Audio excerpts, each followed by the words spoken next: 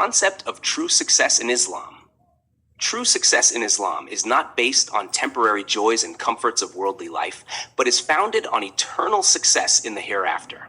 Allah has made this world a test and declared everything in it temporary. As mentioned in the Qur'an, Surah An-Nahl 96, whatever you have will end, but whatever Allah has is everlasting, and we will certainly reward the steadfast according to the best of their deeds. This verse teaches us that worldly wealth, status, and comforts are all temporary, as they will eventually come to an end. However, the rewards and blessings with Allah are everlasting. This verse comforts those who remain patient, assuring them that their perseverance and righteous deeds will be rewarded with eternal blessings. It encourages us to prioritize the hereafter over worldly pursuits. Worldly blessings are gifts from Allah, and using them is not wrong, but making them the standard of success is a grave misunderstanding.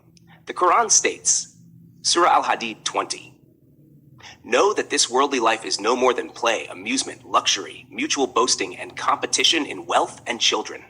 This is like rain that causes plants to grow, to the delight of the planters. But later the plants dry up and you see them wither. Then they are reduced to chaff.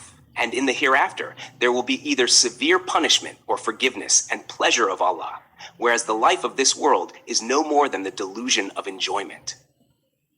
This verse highlights the reality of worldly life. It is described as mere play, amusement, outward show, and competition over wealth and children, which are fleeting and deceptive. Human life is compared to a crop that flourishes after rain, but soon withers and turns to dust. Similarly, worldly possessions are temporary and will perish. In contrast, the hereafter offers either severe punishment or Allah's forgiveness and pleasure, which is the ultimate success. This verse warns us against being overly attached to worldly life and stresses the importance of preparing for the hereafter. True success in the hereafter means entering paradise and being saved from hellfire. Allah describes this in the Quran, Surah Al-Haqqa 19-24. "As for those given their records in their right hand, they will cry happily, 'Hear everyone! Read my record. I surely knew I would face my reckoning.' They will be in a life of bliss, in an elevated garden, whose fruit will hang within reach. They will be told, 'Eat and drink joyfully for what you did in the days gone by.'" These verses describe the success of the righteous on Judgment Day. When a believer is given their record in their right hand, they will rejoice and proclaim their readiness for the day of reckoning. As a reward for their good deeds, they will enter paradise, where they will experience eternal joy and blessings. They will be told to enjoy the fruits of their righteous deeds. On the other hand, the Quran warns, Surah Al-Haqqa 25-27, "And as for those given their record in their left hand, they will cry bitterly, 'I wish I had not been given my record, nor known anything of my reckoning. I wish death was the end.'" These verses portray the regret and despair of those who receive their record in their left hand.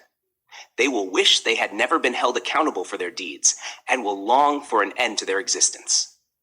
This highlights the importance of living a righteous life in preparation for the hereafter. These verses also clarify that true success is achieving entry into paradise, while failure is being cast into hellfire. The Prophet Muhammad PBUH said, "The world is a prison for the believer and a paradise for the disbeliever." Sahih Muslim. This hadith explains the differing realities of the world for believers and disbelievers. For believers, the world is like a prison where they endure trials and restrain themselves from sinful pleasures, aiming for eternal success in the hereafter. For disbelievers, the world feels like a paradise because they focus solely on worldly pleasures, without concern for the hereafter. This hadith emphasizes that the world is a temporary abode, and believers should strive for Allah's pleasure and the ultimate success of the hereafter. On the day of judgment, worldly possessions and achievements will hold no value. Allah says in the Quran, Surah Al-Kahf 47, "Beware of the day. We will blow the mountains away, and you will see the earth laid bare, and we will gather all humankind, leaving none behind." This verse paints a vivid picture of the day of judgment. On that day, mountains will be moved, the earth will become smooth and bare, and all people will be gathered before Allah for accountability. This verse reminds us of the fleeting nature of worldly life and the inevitability of facing Allah for our deeds. On Judgment Day, Allah will not ask how much wealth or property we amassed, but will question what we sent forward for the hereafter.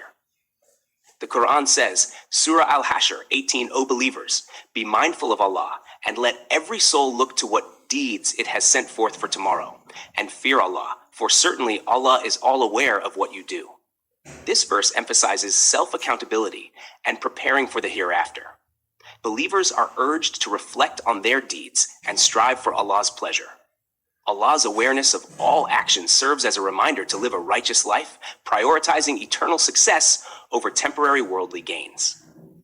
The Prophet Muhammad PBU reminded us that worldly possessions and status are insignificant in the sight of Allah.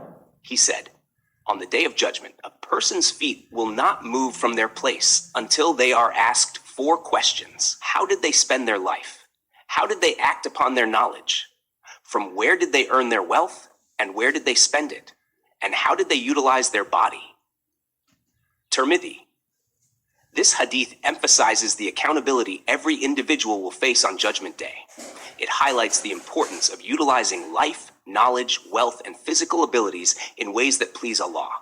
These questions will determine our success or failure in the hereafter. True success lies in seeking Allah's pleasure. We should dedicate our lives to worshiping Allah, adhering to prayer, fasting, and righteous deeds with the intention of earning His approval. Worldly joys are temporary and will one day vanish, but the rewards of the hereafter are everlasting. Focusing on the hereafter and doing deeds for Allah's sake ensures eternal rewards. True success is entering paradise and attaining Allah's pleasure, which is the ultimate goal. O Allah, most merciful and compassionate, grant us the wisdom to prioritize the hereafter over this fleeting world. Help us to use our time, knowledge, wealth, and abilities to seek your pleasure. Make us among those who receive their records in their right hands and enter the gardens of paradise. Save us from regret and loss on the day of judgment, and forgive our shortcomings. Guide us to live a life of righteousness, patience, and gratitude. Let us earn your eternal pleasure and the ultimate success of Jannah. Ameen, Ya Rabbal Alameen.